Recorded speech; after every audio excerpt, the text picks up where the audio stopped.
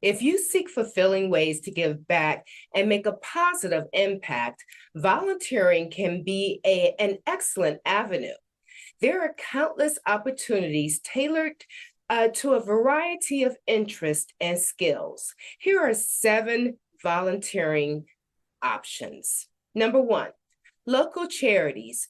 Numerous local charities and nonprofit organizations welcome the experience and wisdom of older volunteers. Whether it's helping at a food bank, shelters, or community centers, there's always a need for dedicated individuals. 2, senior centers. Many senior centers actively encourage those within their own community to volunteer. You can assist in organizing events, leading classes, or simply providing companionship to seniors. 3, mentorship programs. You have a wealth of knowledge and experiences to share, and volunteering as a mentor or tutor at schools or youth organizations can be highly rewarding. Number 4, hospitals and healthcare. Hospitals often have volunteer programs offering comfort and support to patients, families, or to assist with administrative tasks. 5, environmental groups. Now, for those passionate about the environment, local environmental and conservation organizations often seek volunteers for activities such as tree planting, park maintenance, or educational programs. 6, libraries and museums. Libraries and museums frequently rely on volunteers to help with cataloging, guiding tours, and organizing events. Number 7, animal shelters. Volunteers are often needed to provide a loving and stable presence for the animals while they await adoption. In conclusion, there is no shortage of opportunities to make a meaningful impact through volunteering in your community. Sharing your time, skills, and wisdom will not only enrich the lives of others, but also provide fulfillment in your life in the process. If you or someone you know is interested in volunteering, reach out to local organizations or visit websites such as Volunteer Match to explore the many options that are available. And remember, age is just a number when it comes to making a positive difference. Dr. Nicole Peoples is a board-certified internal medicine physician and owner of Peoples Functional Medicine, an integrative medical practice that helps women age backward by optimizing their weight, hormones, and chronic conditions. She's the creator of the Black Women's Guide to Health, Hormone, and Longevity, a virtual lifestyle medicine coaching program that helps women reset their hormones so that they can release excess fat, balance their metabolism, prevent diseases, and optimize the way they feel at any age. Dr. Peoples graduated from Spelman College and obtained her medical degree from Ohio University College of Medicine. She completed her residency at Highland Hospital in Oakland, California, and she has worked for multiple academic and health systems, including Stanford, Emory, and Wellstar. She is a wife and mother of 3 and resides in Atlanta, Georgia, where she enjoys gardening, yoga, and meditation. Welcome, Nicole. Thanks for having me. So you help women age backwards by optimizing their weight, hormones, and chronic conditions. First, what is aging backwards, and what are the primary health issues that women over 40 come to you for? That's a great question. So yes, it sounds weird to say that I help women age backwards, right? And that's because what I'm really saying is that we're not changing your chronological age, right? We're not changing how many years you've been on this earth, but we are changing your biological age. And the best way I can explain that is we all know someone who's 40 years old, but has the health and well-being of maybe a 60-year-old. They have chronic conditions that, you would expect to see in your great grandmother. Or we've known 90-year-olds who look and biologically are the age of a 60-year-old, right? And so what our real goal is to change our biological age or to improve our health so that we're not aging as rapidly as some might expect to age. So, and we do that by optimizing your lifestyle. One of the things that people could get confused oftentimes is that they don't believe that they have control over their health. They don't believe or understand what aspects of their life actually influences how they age and how they feel. And so I teach women exactly what those areas are and how you actually implement strategies so that you can look your best as you age. And a lot of that has to do with balancing your hormones, particularly for women. This is a topic that doesn't get enough press time or attention when we're talking about health. And so it's really important that women learn how to balance their hormones so that they can age and feel their best. So how do you help your patients? Great. So I devised a system. So it's essentially, there's a concept called epigenetics. And epigenetics is how the environment influences your genes. A lot of people believe that their genes are their destiny, right? So my mother had diabetes, my grandmother had diabetes, so I'm going to inevitably have diabetes. And it's really not your genes that are determining that. It's the environment, it's the way that you live, it's your behaviors that actually influence your genes to turn those genes on or off. So you may be predisposed to a genetic health issue like heart disease, but that doesn't mean that it's deterministic. It doesn't mean that just because you have the genetic predisposition that you're going to develop that illness. And so the things that actually influence whether you develop a disease or not are your lifestyle factors. And so I take that understanding and the science and the biology of all of that, and I really simplify it down into basic lifestyle behaviors that actually influence your genes. And so the system that I developed, which I call the People's Life Prescriptions, because I prescribe health, I prescribe what to eat, I prescribe fitness, I prescribe sleep, I prescribe stress management, I prescribe connection, I prescribe detoxification. And so I have behaviors that I know influence the biology. But you don't have to learn the biology. You don't have to go to medical school to know how to eat better. You don't need to necessarily have a PhD in sleep to be able to sleep better, but you do need to be able to understand how these factors influence your health. And you do need to know what strategies work for you. And so we help women figure that out. What should you do? How should you do it? And is it working for you or isn't it? And if it's not, how do we make changes? One key point that you mentioned is that people should know that just because diabetes, those elements are in their family, doesn't necessarily mean that they will get it. Because I have diabetes, I have blood pressure and heart disease in my family, but at 56, I don't have any of those. And I've often stated, like within myself, it's because I have a different lifestyle than what they had. Maybe because California out there, people tend to eat a lot healthier than what my family did. So how do you work with, I guess, that mindset? Yeah. So the first pillar of my program and my strategy is called personal life. And that has to do with intention. It has to do with, what your purpose is and understanding that. And I always tell people, not everybody's ready to make changes, right? So we have to, number one, figure out, are you ready to make changes, right? And if you're not, ask yourself why. And so I really do help people in the beginning, figure out, okay, what is it that I'm trying to accomplish? What are my goals? What am I willing to do to achieve those goals? And what do those goals mean for my quality of life? And so we really focus on what you're trying to achieve and work backwards. As a matter of fact, I send people through a process called backcasting, where you think about what your life would look like at 90. What do you want to look like at 90? Not physically, but how do you want to move?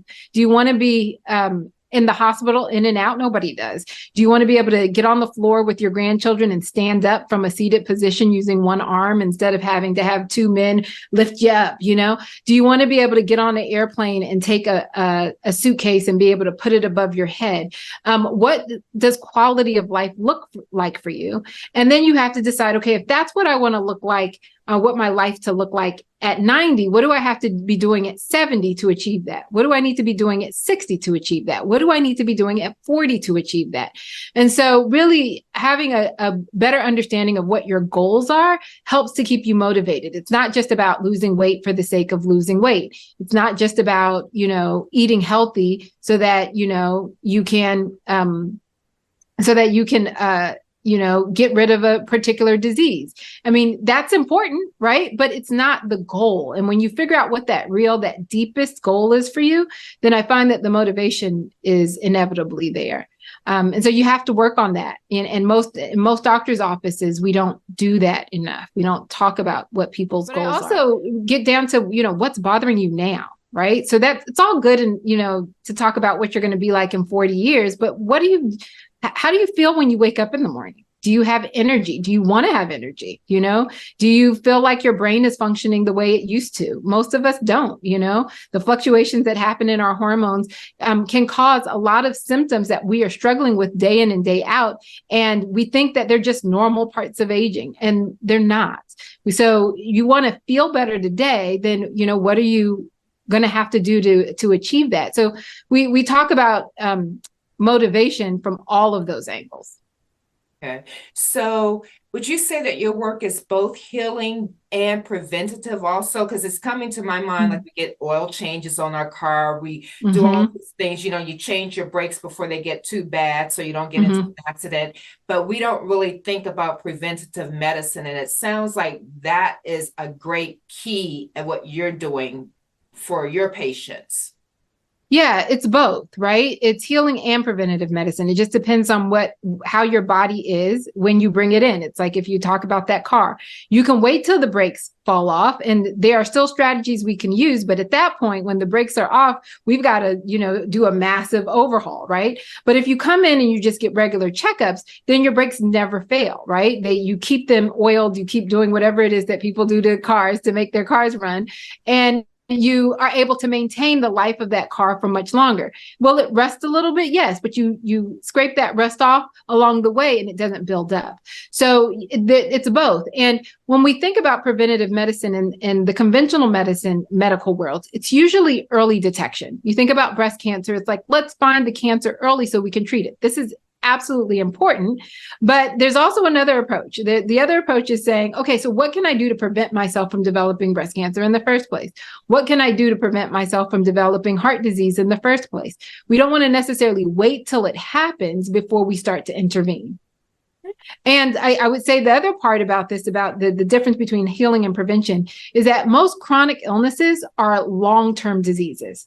Oftentimes we think of, I woke up one morning and my legs were swollen and all of a sudden everything hit the fan and I found out that I had congestive heart failure. I hear this all the time. I was fine until this one thing happened.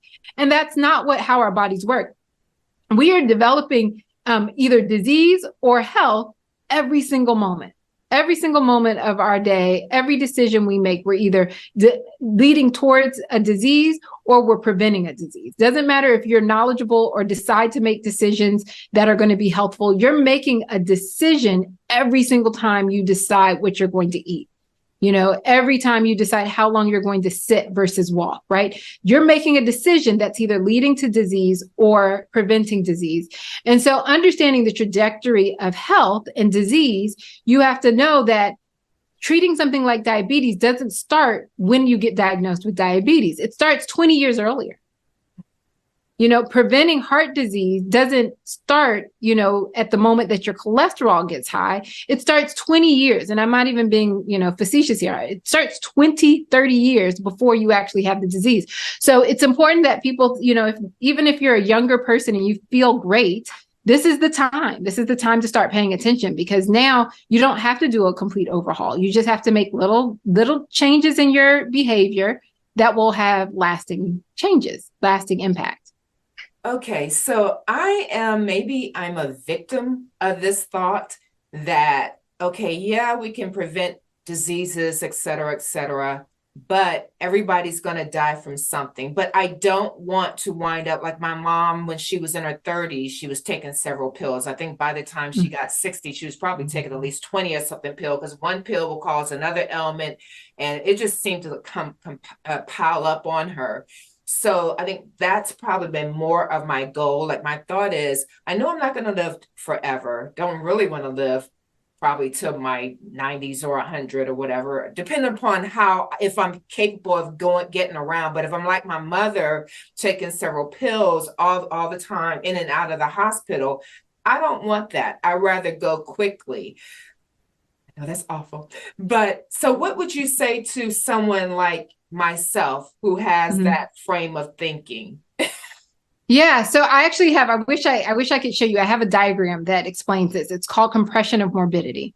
And I'll try to describe it in words. So the way that when we use the word normal, I don't want to be normal, not in this normal, the way that we are normal now leads to exactly what you described, right? It's normal for people to get multiple chronic illnesses. It's normal for people to be on multiple medications, right? That's our current normal. I don't want to be normal. But when we're living a normal standard American life, right, we are seeing that our health peaks, if we're lucky, around 30 or 40, right? And then it just starts to slowly decline over time. And so you're like slowly dying, right? It's like you're in and out of the hospital. And if you end up in the hospital, you get better a little bit, but you never get back to where you were. And then you're in the hospital again, and it happens again. And it's like this sort of slow creeping down, like you're walking downstairs until you're in the grave.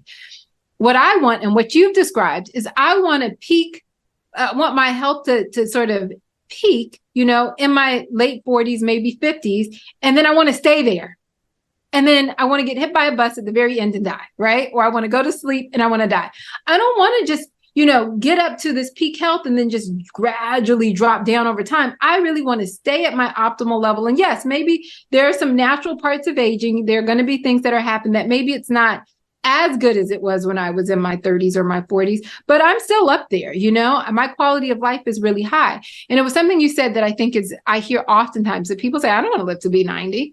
That's because what you understand to be normal for 90 is not high functioning. What I want to be, as long as I can be high functioning, I can have my wits about me. I have my physicality, meaning I can, move the way I want to move. I can get up and go.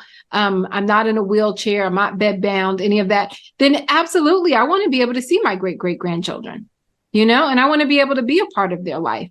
And so once we start to change our mindset to understand that there is quality of life as we get older, then I think your perspective on that would change. But you have to be able to understand that it's possible.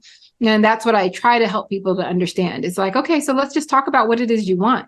Now, also, there is also this, a group of people who would say, the YOLO sort of generation, where it's like, you only live once. I'm just going to do whatever I want, and then I'm going to die. And I would tell people, listen, you only die once too. So let's just, do you want to die over 40 years? Or would you just like to go to sleep one night and not wake up, when you're at a ripe old age and you've enjoyed the length of your life? That's a choice. Yeah. No right or wrong Going answer. in and out of the hospital definitely isn't a quality of life. And then people, I think what came to me as well is, if you're taking the steps to prevent multiple illnesses, whatever, going in and out of the hospital, if you, I guess, invest in yourself now, then you can eliminate hopefully some of the cost of those hospital bills. Because I don't think we think about that until once you're there and you get hit with the bills that are coming in. But if you can avoid that, then you can enjoy your, I guess you could say, your retirement more money on traveling instead of giving it to the hospitals. I think about this all the time, because oftentimes people, it's like you retire, and then it's like at that point, you don't have a quality of life anymore. And I see this all the time because I also work in the hospital, and I take care of, in the hospital, some of the sickest patients, the ones who can't get out of the hospital, the ones who've been there for months on end. And I see, what a quality of life and how your freedom is actually taken away from you by chronic illness. And so oftentimes people don't think about those things. And I think about them more because I'm inundated with it because of the type of work that I do. But that's why I'm always like pushing this idea that it doesn't have to be this way. I really want people to come in and understand, yes, if you invest in yourself now, you will actually have a better quality of life. Forget longevity. That's icing on the cake. But the quality of your life today and tomorrow will be so much greater because you don't have to worry about all these things that normal gets you, right? This normal standard American life. My mom always says, well, when you were a kid, you ate that and you did that and, nothing's wrong with you. And I'm like, oh, no, why was when I was 40, when my grandmother was 40, did she look like she was 70? Like, why? She could barely move around. There was, limitations in her functionality. And she was doing those normal things too. So, it's really a shift.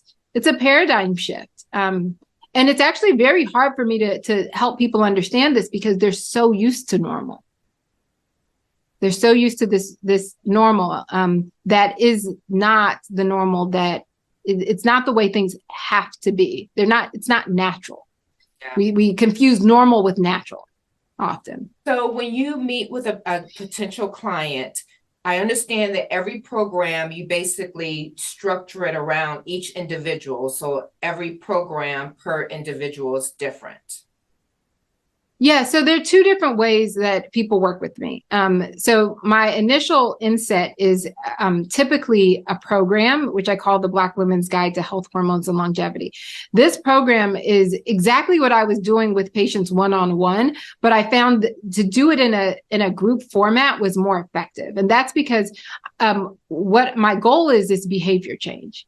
And trying to do behavior change, all by yourself, independently, you probably know, as many of your listeners probably know, it's hard, right? If I tell you what to eat, that doesn't mean that you're going to go home and know how to implement those strategies into your life. So I took that same framework that I was using seeing patients one-on-one, and I developed an entire program around it that allowed you not only to get the information, but also get support along the way, accountability. And so that program allows me to work with people all over the country, all over the world. It's a health coaching program. So you get the expertise of a doctor, you get the expertise of a health coach, and you get all of this knowledge all packaged in a turnkey format so that you don't have to figure it out on your own, right? You don't have to search through all the internet and listen to whoever on Instagram is telling you what to eat and read the journal articles on, what's the best diet for this or that. So I've compiled all of that knowledge into a very simple program that allows people to get the bulk of that understanding done in 8 weeks. Wow. And then the next phase is if you decide you want to work with me or a functional medicine doctor after that to do more comprehensive labs, to get even more personalized attention, then you can do that through my membership.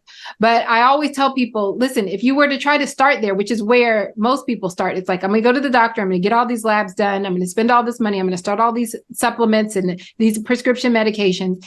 If you try to do it that first, then we don't actually know what the impact of lifestyle is going to have.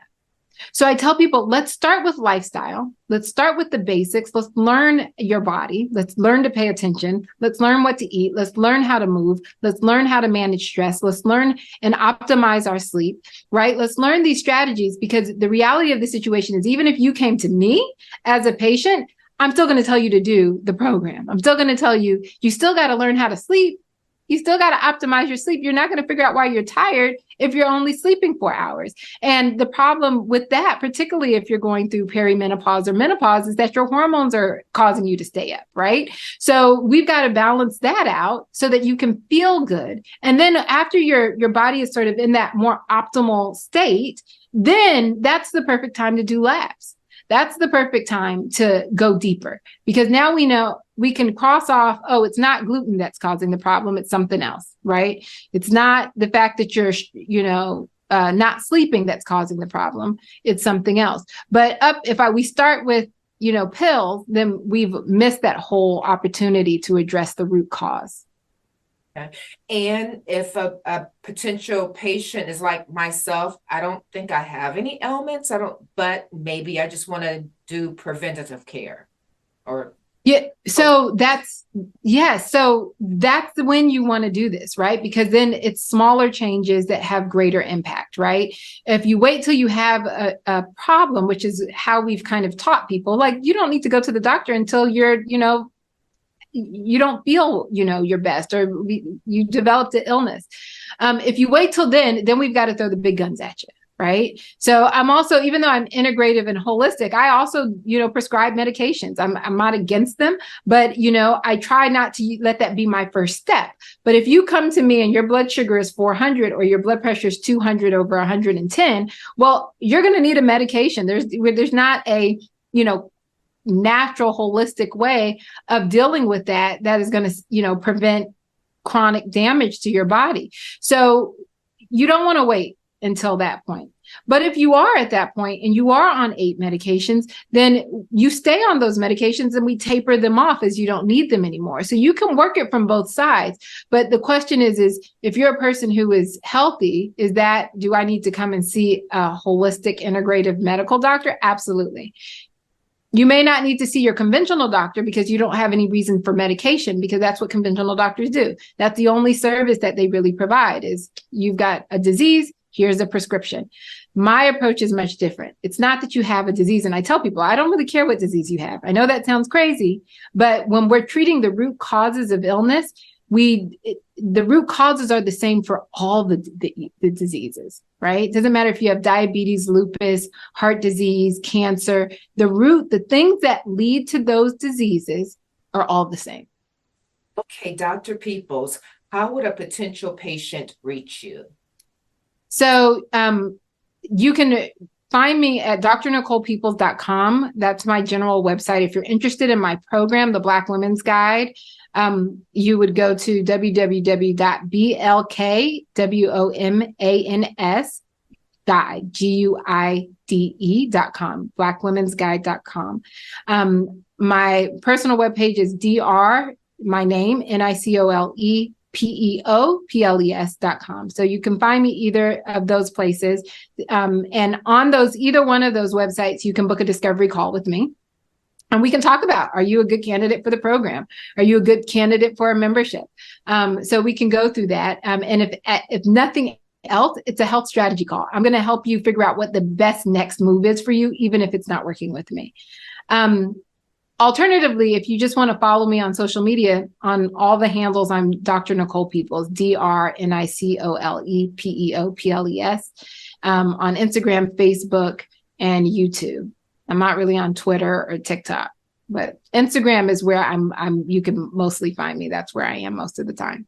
Okay, wonderful. Thank you. And full disclosure, ladies, Dr. Peoples, Nicole, which you saw me do that extra applause, is my future sister-in-law. So I do want to share that with you. And this is actually our first time talking specifically about her health program. So it definitely sounds like something I want to do and need to do. Definitely look into her information, do more research, look on her website and everything, reach out to her, and, just take care of your body so you can have a long, healthy, quality life. Mm-hmm. Thanks for having me, Sunita. Thank you.